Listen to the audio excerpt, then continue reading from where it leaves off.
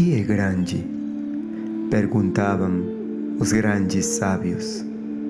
A oliveira ou a semente de azeitona? A oliveira, responderam ingenuamente alguns. A semente, diziam outros, acreditando adivinhar alguma cilada. Nenhum nem outro, declaravam os grandes sábios.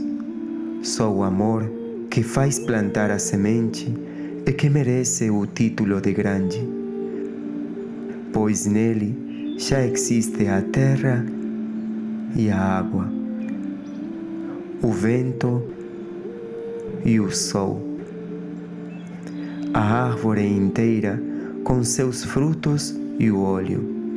Tudo isso em promessas, em potencial e em abundância, porque na luz do olhar, na doçura da mão e em cada gesto é que está o fermento do universo.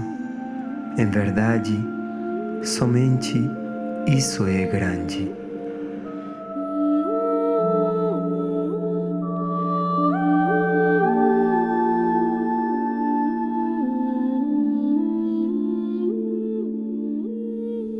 Uma planta não é criada a partir da semente. Isto é, naturalmente, ela surge de uma semente.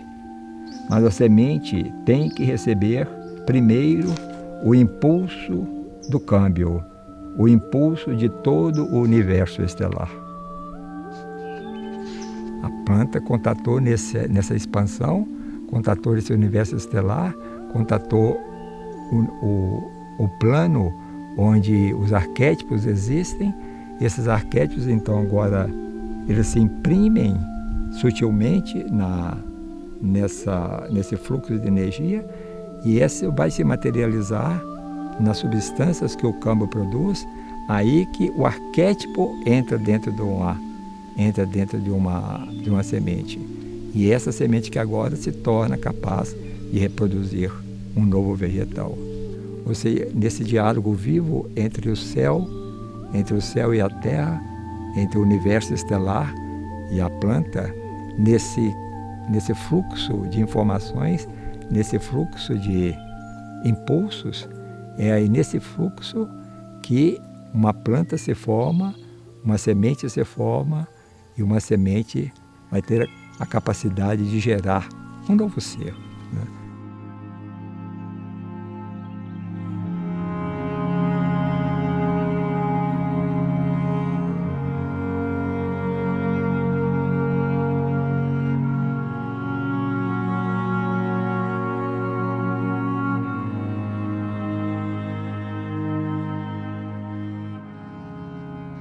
Todos os cereais na Terra simbolizam um alimento espiritual.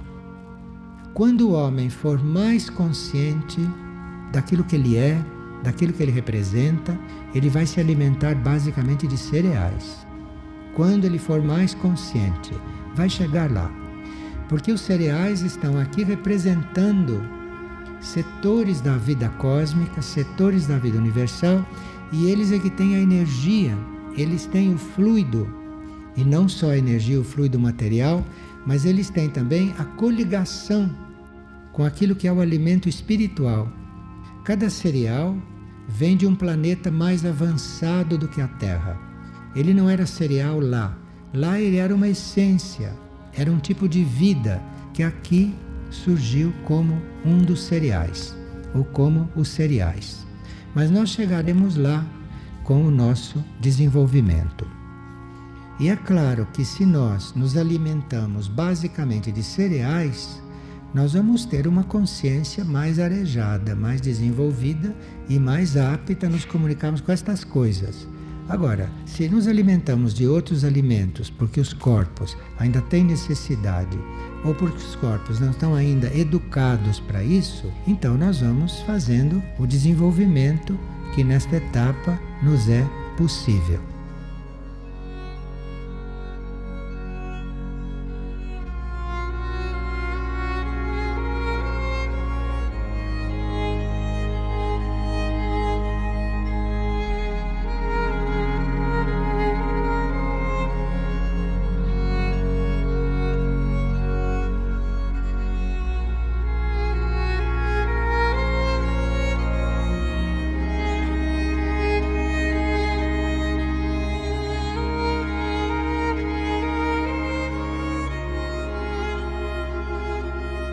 temos que nos transpor a nossa consciência para um outro universo, e nesse universo a tudo aquilo que era imóvel, tudo aquilo que era morto, tudo aquilo que era estagnado, aqui tem vida própria.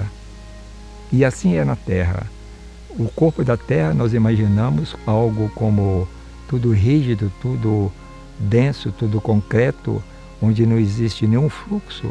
Mas se pudéssemos olhar com os olhos das estrelas, nós iríamos ver como tudo isso é permeado de correntes vitais. São essas correntes vitais, são essas correntes de energia que fazem a diferença entre um corpo vivo e um corpo morto. Quando esses fluxos se ausentam, aquele corpo não tem mais o sustento, ele definha, ele se extingue. E quando aquilo é permeado pelos seus fluxos vitais, por essas energias criadoras divinas, aquilo ganha vitalidade, aquilo ganha sua expressão, aquilo ganha movimento. E aqui, então, na formação das sementes, é o mesmo processo que se dá numa outra escala, e nós não temos ainda muito treino para tentar visualizar todo esse movimento como correntes de energia. Nós pensamos simplesmente como aprendemos na escola, mas um conhecimento muito rígido, muito formal, muito concreto, muito duro, muito em contas, muito morto, e não entramos no movimento da energia. Isso é que nos falta. Isso começa a se perder na infância.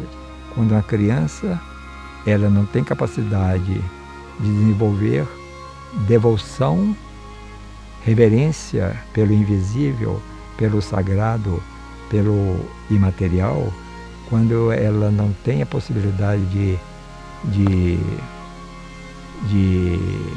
colocar a sua consciência em algo superior, em elemento, quando ela não é enriquecida com essas imagens vivas, que são os exemplos que os adultos possam dar. Então essa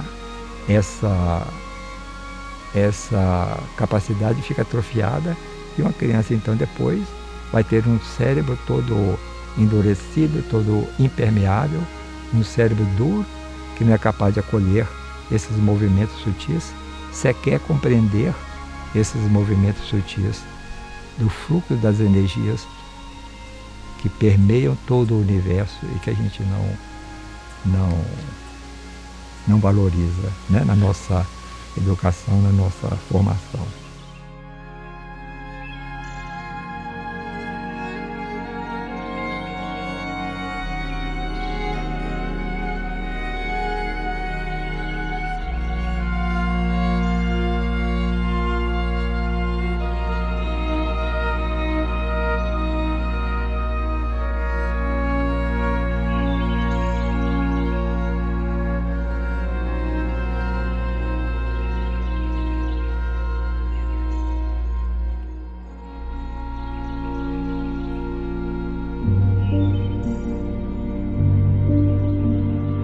O reino vegetal, de todos os reinos do planeta, os reinos físicos, foi o que mais correspondeu ao plano evolutivo.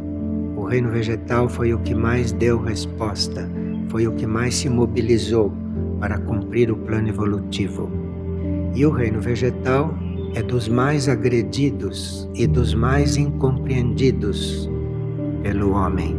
Haja visto o quanto o homem degrada o reino vegetal com adubos químicos, com produtos tóxicos, como o homem é corruptor, como o homem age como elemento de corrupção do reino vegetal. Então, quando existe um grupo ou quando existe um indivíduo que trate do reino vegetal como se deve, isto vai possibilitar um equilíbrio do universo. Isto vai contribuir para um equilíbrio nesse sentido.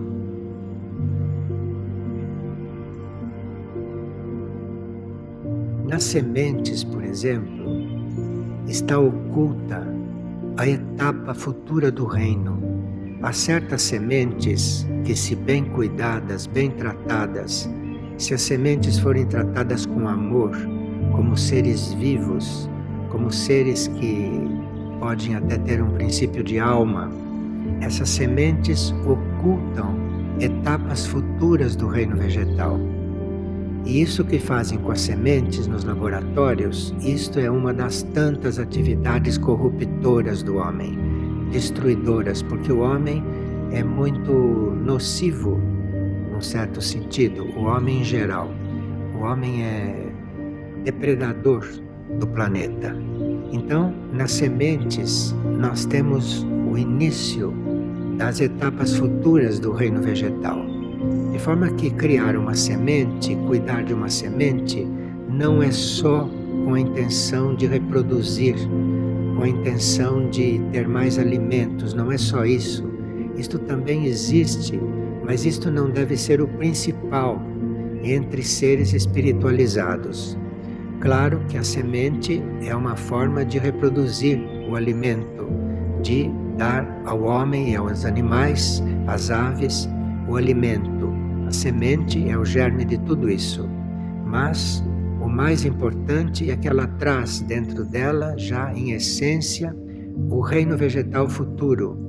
Então, dependendo de como nós tratamos as sementes, nós vamos desenvolver uma coisa ou outra. E se nós nos liberarmos da ideia de explorar o reino vegetal, de consumir, como eram nos velhos padrões do homem primitivo, se nós nos liberarmos disso, vamos ter um trabalho muito mais amplo e que será muito afim com os movimentos da nossa alma, com os movimentos do nosso ser interior. E assim então estaremos estimulando o espírito do reino vegetal, através do nosso trato com as sementes.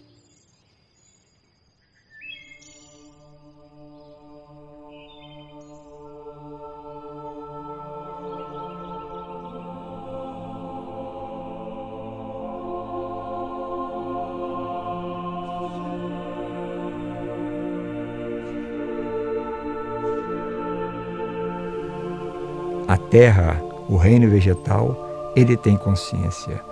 Então, as árvores estão, na verdade, um elo entre o universo e a terra.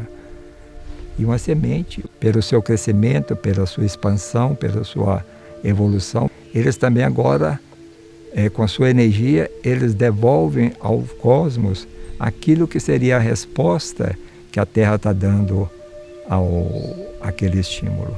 Ou seja, é um diálogo contínuo entre o reino vegetal e o reino e as fontes criadoras universais. Então, com isso, a depender da resposta, a depender do cuidado que nós damos a uma semente, ao desenvolvimento de uma planta, na verdade, aquele melhoramento, aquela atenção, aquele amor que nós colocamos nessa atividade, aquilo a planta reconhece, a planta absorve, ela se desenvolve sob aquele impulso. Isto é o que ela envia como resposta ao cosmos, como resposta aos impulsos que ela havia recebido. Ou seja, continuamente a vida se renova dentro de uma planta por meio desse fluxo constante, esse diálogo constante entre a terra e o céu, entre o reino vegetal e as fontes criadoras universais. O que impulsiona os reinos a evoluírem é essa presença humana, com a sua irradiação de amor, com a sua radiação de cuidado, de serviço, de gratidão por essa grandiosa tarefa que o reino vegetal tem aqui na Terra.